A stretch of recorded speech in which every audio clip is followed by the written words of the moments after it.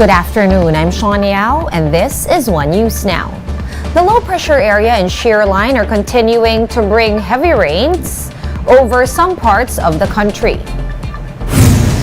The LPA was last spotted some 355 kilometers east-northeast of Surigao City in Surigao del Norte.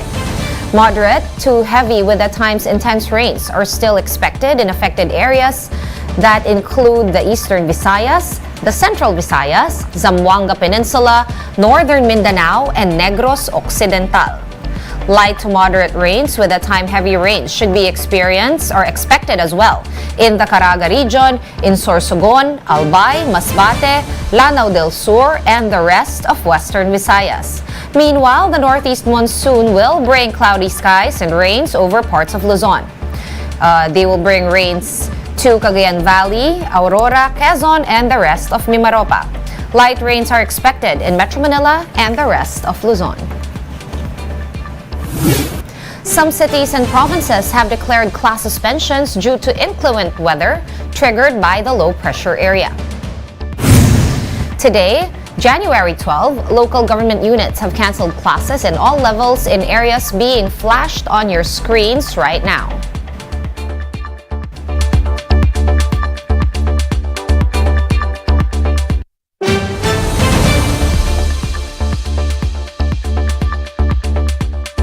Other areas have also announced class suspensions in selected class levels.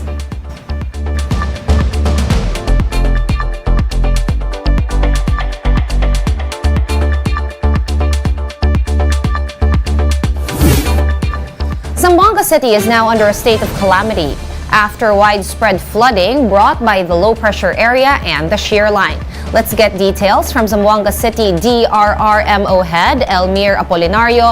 Good afternoon, Sir Elmir. Salamat sa pag-take ng aming call. Kamusta ngayon ang lagay ng Zamboanga City? Inuulan pa rin ba kayo dyan? At ilang barangay na ang lubog pa rin sa baha?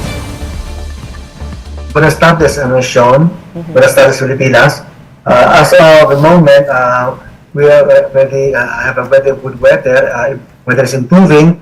And of course, out of the 98 barangays so far, 38 have reported directly been affected by the inclement weather yesterday. And of course, the latest profile that we got from our city social welfare officer is that no less than 7,214 families have been affected, translating to no less than 26,000 individuals. They are now housed in the different evacuation centers in the city, and some are home-based. All right. Were any casualties or injuries reported after the flood, sir? Yes, very, very unfortunately, we lost 3 lives in 3 barangays. One in Barangay Tetuan, one in Barangay Arana Blanco, and another one in Barangay Sangali. 2 have remained unidentified, while the one in Barangay Sangali has been identified as a male, 14 years old, and a student. All right, so sorry for those losses, sir. Moving on now to the airport. We heard that Zamboanga International Airport was also flooded earlier. Have you been able to resume normal operations? Yes, I believe they have already resumed operation. Yesterday, one flight was cancelled, but I believe they have resumed operation by today. And of course, even our sea lanes and the land air travelers are already coming into Zamboanga City. We have requested our Department of Public Highways to ensure that the bridges connecting Zamboanga City to Cebu, Zamboanga del Norte, and to Zamboanga Sibugay are addressed properly, and they have already given us a go signal that we can utilize already those bridges as of yesterday, 4:30 p.m. All right, that's good to hear. What about roads and bridges over there in Zamboanga? Are all roads and bridges passable at the moment, or are some areas still, flooded? Well, as of the moment, some barangays or some sitios, the barangays still affected, are still inundated, but our roadways or thoroughfares are already passable. All right, what about power, water, and of course, cell phone signal? Are these all back online? Yes, the City Water District has assured us that they will resume operation in some areas by this afternoon, and possibly by tomorrow, we'll have normals in the water distribution services. As far as the electric utilities is concerned, They also promised to already restore power lines once those sitios or puroks that are inundated with water are already receded. All right. And is there anything that residents in Zamboanga, especially those that were affected by the flooding and the rains, do they have anything that they need, or are you good in terms of supplies? Well, in terms of supplies, we've been provided them with necessary assistance.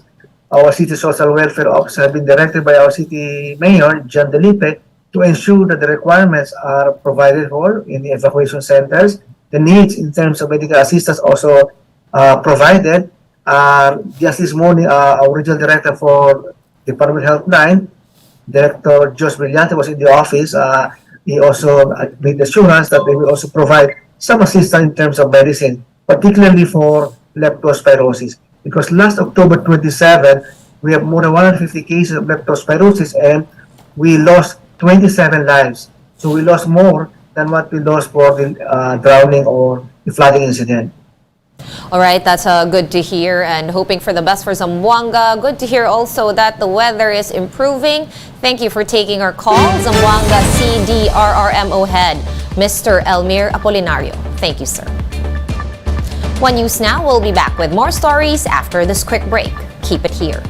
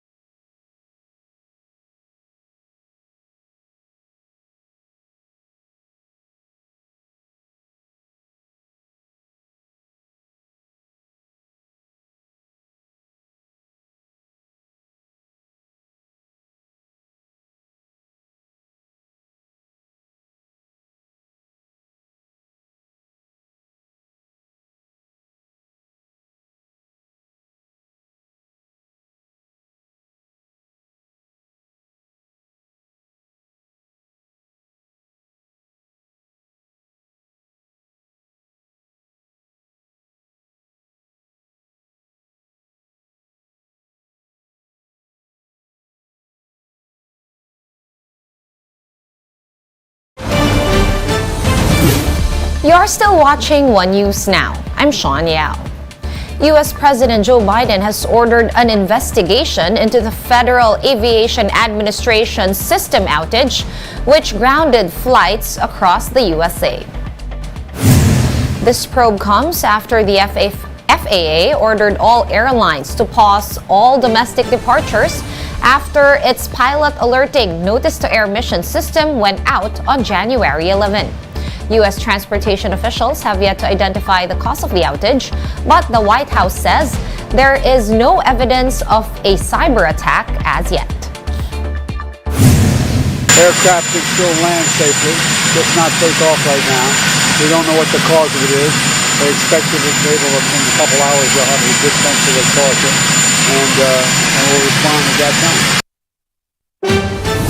And back here at the Philippines, these are the day's other top stories. The Agriculture Department has set a price watch on eggs, which are now more expensive per piece from 6 pesos and 90 centavos to 8 pesos and 70 centavos. The United Broilers Raisers Association said that egg farmers have been grappling with high production costs, which is behind the price increase on eggs. The Public Works Department has promised to repair the damaged Marikina Bridge this weekend, according to Mayor Marcy Teodoro. Teodoro said that the cracks seen on the bridge could be considered as structural damage caused by the contractor. The Marikina mayor is threatening to sue if the DPWH does not immediately fix the structure. President Bongbong Marcos has appointed former Commission on Audit Chairperson Michael Aguinaldo as head of the Philippine Competition Commission. Aguinaldo will remain at the PCC until January of 2030. The PCC is the antitrust body that is tasked to vet government deals and mergers and ensure a pro-competition culture among businesses. For more updates, visit News 5, The Philippine Star, and Business World online. Visit our website, onenews.ph, for more in-depth analysis. You can also catch One News on Signal Play. Register for a free account at www.signalplay.com and stream One News Live anytime, anywhere. I am Sean Yao. We are One News.